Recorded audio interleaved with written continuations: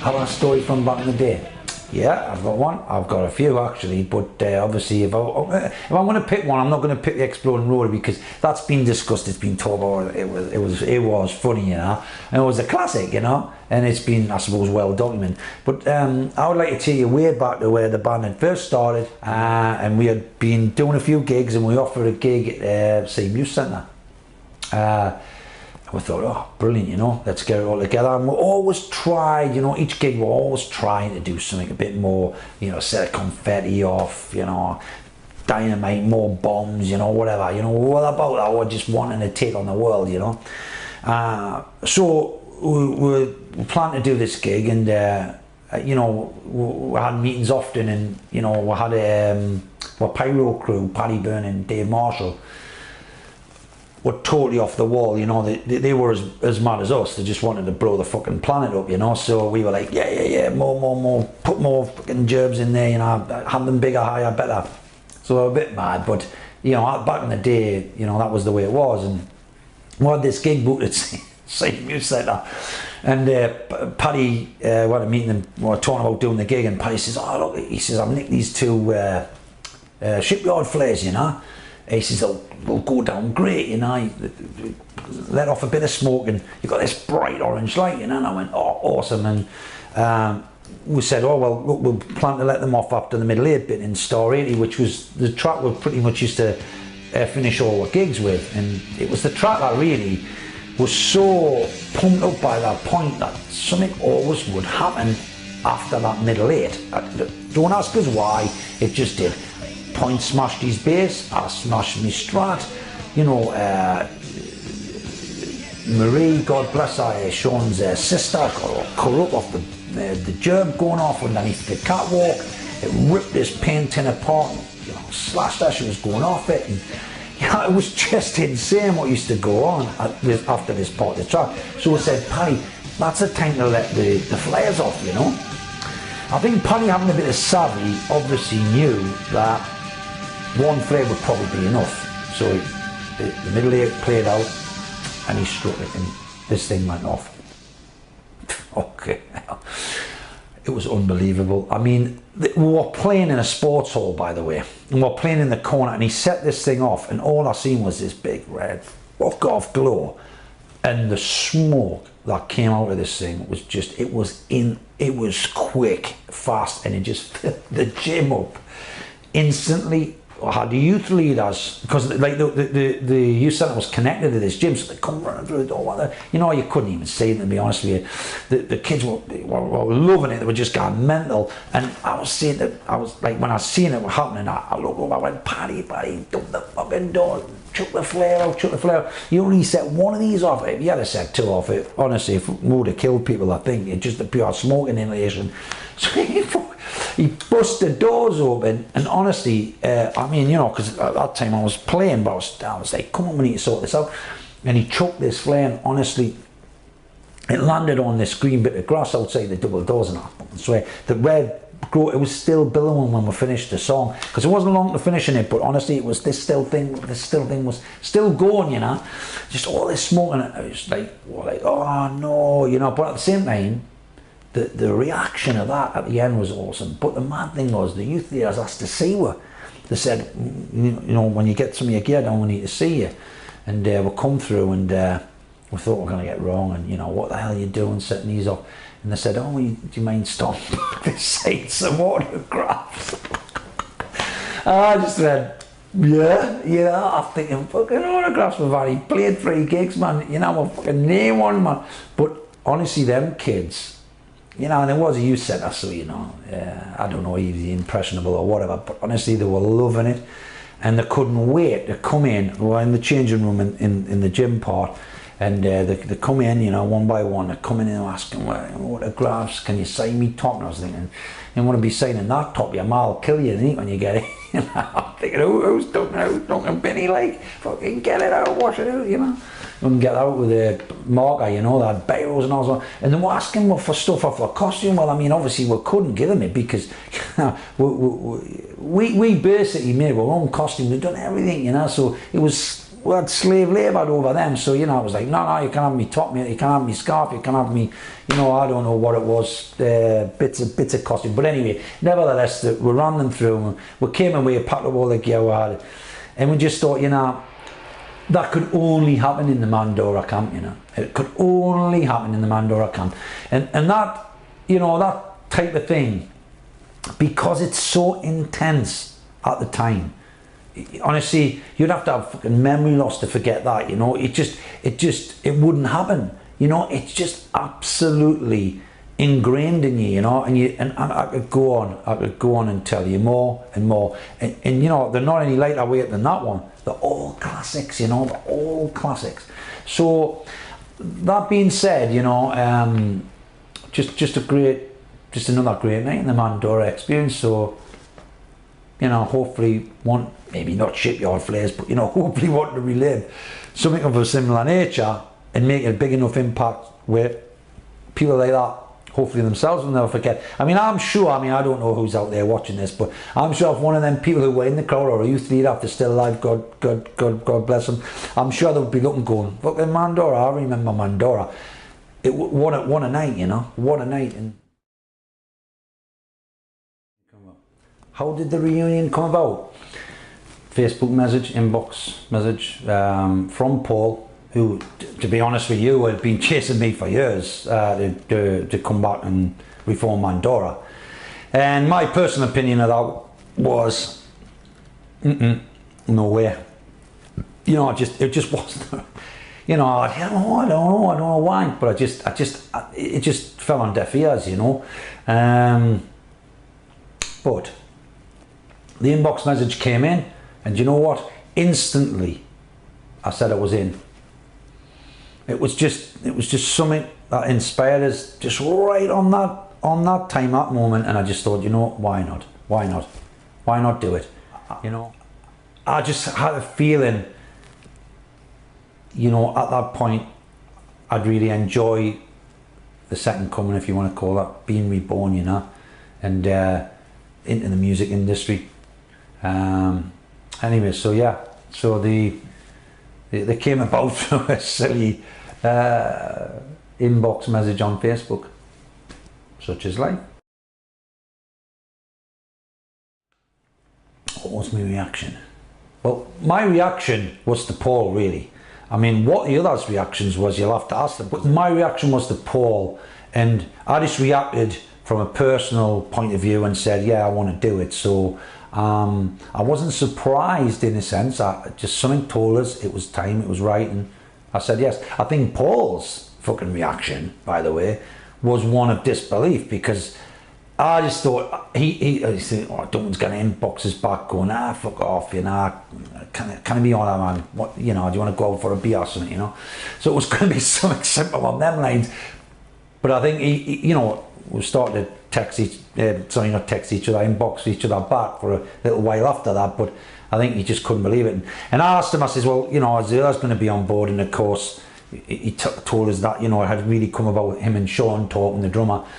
Sean just battling on, cracking on, they're quite pally out, you know, been for years, and kids, you know, get together and all that sort of stuff. So they had been having a few drinkies one night, and they got the old tapes out, and I said, oh yeah, it would be great to get them back. And these had done something after, you know, I've been out of the game for quite a while, but I mean, Paul's only been out for 5 years, I think Sean maybe 10 actually. Points always dibbled and dabbled apparently, which was news to me. And Chris, he told us he was in another band, and he went on to do that. I was shocked, but anyway, nevertheless, their reactions, I suppose, a lot different to mine. But mine was of one of simplicity. Yeah, I'll do it. I'm in. Sign us up, man. You know, and I think from me doing that, Paul was like, just straight away he thought, oh, if Duncan's in, I'm in, you know, we're doing it, you know. Different. What will be different? You know, there's going to be a few things different, obviously, because of the time gap, but I think, if I'm honest with you, musically wise, there'll only be souped up songs, because them songs, it's probably as strong today as were then. I personally think that. I mean, I've listened back to about 17 songs, and I think 14 of them we can play now, but obviously we need to do a bit of work on them, need to get tight with them, but I reckon we can do now. So my personal opinion is that on the music side, nothing much is going to change. We'll just refine them, and yeah, we're going to write new stuff, of course we are, and you know, we're going to revamp a few covers, but because we always used to do a couple of covers in the set, but all versions of them, so you know, there'll be little differences, but you know, pretty much the same. So don't be going expecting too much. On the image side now, well, you know, image side is image. I mean, fucking hell, you know, I look like I'm ready for my bus pass, but hey, that aside, I mean, all I'm saying is, you know, we can't go out in t-shirt and jeans, put it that way. So don't know what I was gonna, don't ask us what I'm gonna do to make this happen, but maybe a shitload of gym and plastic surgery may go amiss, but we will be trying to have an image. If it's got anything to do with me, we will be trying to portray some sort of stage presence. Might look ugly or not so good as the back in the day when we were pretty boys, but we are going to have to try and have a presence, you know, because that's what Mandora was about. It was about the spectacle. Yeah, hey, the music comes first, the songs first, then the sound of them songs live and on recording, and then the image of the band, and then what we do physically and look like on stage. So yeah, you know, that's going to be different. It is going to be different, but hopefully an image that suits the current time and our current, you know, oldness. I'm 2 years off 50, by the way, so there you go. And I'm receding a little. Some of the lads are, by the way, but hey, I don't think they're going to grow their hair for you. So there you go. Might wear a wig, but you never know. Anyway, that aside, yeah, I don't think it'll be much different, to be honest with you. Just the fact that we're back together. You know, well, expectations is a funny thing, you know. I expect everything of her. Everything of her. And then more, but at the end of the day, you'll only get what you put in. So, you know, we've started our journey, and we're gonna do everything we can to come back, you know, the strongest we can. So, you know, I expect the music to be solid, you know, hopefully catchy in your face, the show to be dynamic, you know, to have things happening there, you know, that you're going to remember, you're not going to forget. So yeah, all them types of things, we're going to try and do as much as we can as regards the whole situation. So yeah, expectations are high, but until we actually go through the motions of stuff, who knows, you know. Family's reaction. My family's reaction's been great. I mean, my oldest daughter who's just left school, she's, you know, she's into it. She's like, oh, do the merch, Daddy, you're not going to help out here, help out there. So I think that's maybe not a bad thing, because good bonding and stuff, but I think she's into that type of music as well, so I think she's, you know, she'll be quite into it. The young one, she's daft as a brush, loves the singing. You know, she wants to support one, saying, well, I might get you up for a couple of songs, but you know, I can't do too many because she's pop, we're rock, or we're metal, and so it's not going to go down the best, but she might come on and do a bit of backing vocals on the new album or something. We'll get her in somewhere, because you know, it might be a claim to fame. You know, I'm sure someday she'll tread the boards like her old man, but never mind. And Lisa, well, what can I say about Lisa? She's been with us forever, so I think she just shook her head and went, here we go again, type of thing, you know.